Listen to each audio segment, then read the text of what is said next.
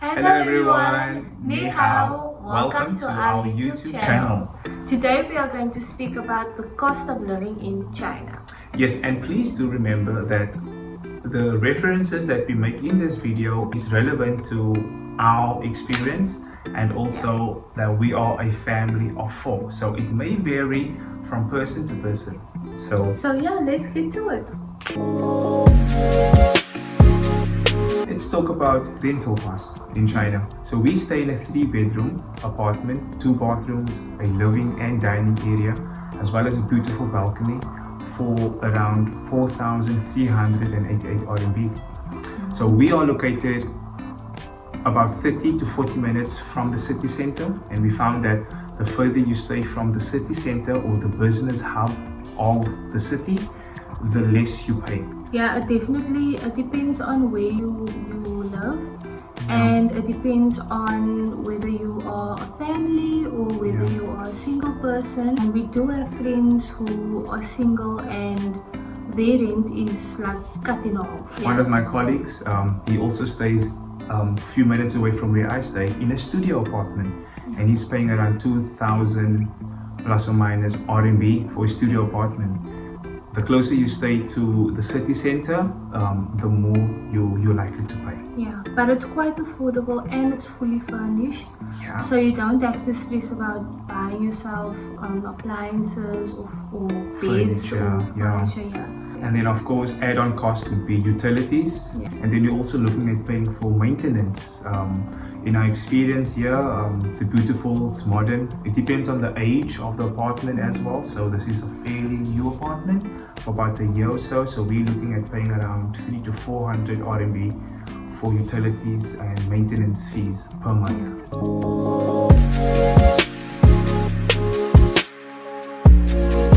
Okay, so let's talk about transport.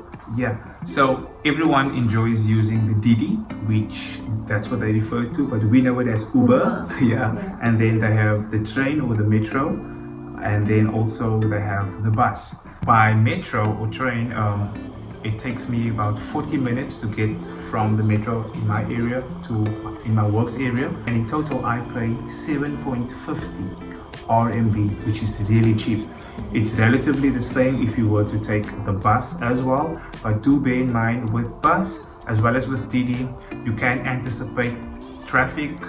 So I mean, with the metro, it just stops at every station, so it's much, I would say, more efficient, punctual most of the time, if not all the time. And then the Didi, like the Uber, it's also very convenient, but there are also like peak hours, and then also if it's like maybe after hours, let's say you go out for drinks with friends or you have a late night, the Didi prices can become a little more pricier during the later hours or early morning of the day. There's another mode of transport, which is, I would say, with the bicycle. It's so cheap as well. So that's also something that costs about, I pay around like 1 RMB within 10 minutes.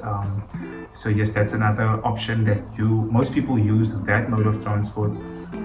And a lot of people also have scooters, which are electrical, so they just charge it. Yeah, for 4 hours it comes to for 6 hours. Like for 4 hours, the one I always use, I pay around like, let's say 7 or 8 RMB. So yes, so cost for transport, it's quite affordable. Absolutely.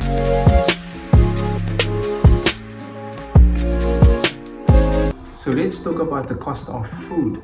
So food depends on whether you are one person or whether you are a family of 4. Our budget is around 2,600 to 2,800 RMB per month. So weekly, because we do shop weekly, that would be around 600 to 700 RMB per week. That budget is quite doable if you want a full, well-balanced meal every night. And you have your breakfast, your oats and lunch. So yeah, that covers about everything. If you come from South Africa like us, the dairy products will be quite steep for you. 900 ml milk is like 13 RMB, which is equivalent to 33 Rand. Yeah. I think all South Africans can agree that that is quite steep for milk that's not even a liter. Yeah, and then also you're looking at bread. It's around maybe 8 to 9 RMB. For 8 slices. Yeah, for 8 slices, not like a full loaf of bread. Yeah, so some meats as well are a little pricey, and then also most fruits are affordable besides berries. Yeah, For some reason, like strawberries, blueberries, it's the cost is a bit high, but I mean it balances out eventually. I think for a family of 4, that's our budget. And it's doable. But if you're someone that's single, coming alone, or even with a partner, I think that it might not be as high or as much as we do. If you're someone that enjoys having takeouts, this is something that you might have to think about and budget for, because if, let's say, you a foreigner and that enjoys westernized foods, it can be a little pricier.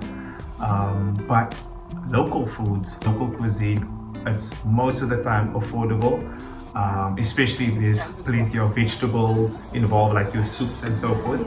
There's a lot of discounted meals that you can make yourself, especially during the week, and even making use of the online like food platforms to order your foods.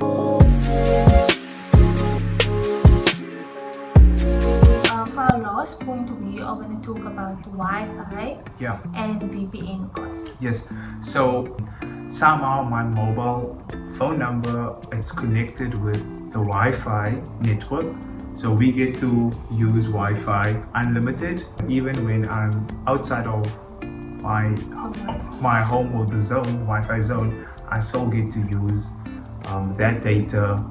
When I'm on the train, when I'm wherever I am, I still get to use that. And so 100 is more than enough to use. It's fast. Anything, if it's for China and their apps to keep running and so forth, it's really good. VPN. We need VPN in order to stay in contact with our family back home. If you want to use WhatsApp or Google or Instagram, then we need to use VPN. There are free VPNs that you can use, like Planet VPN. What we've experienced with that is that it only worked for the first 3 months of us being here, and then it just stopped working. But I kept looking for more free ones because we like free things. So currently I am using VPN Super Unlimited Proxy. It's a long name, but we'll put it up and in the description. That's what we use, and Gershom is currently on the Bebra VPN. The Bebra, that's subscription one. He pays around 100. Talking rands now. I pay around 120 rand.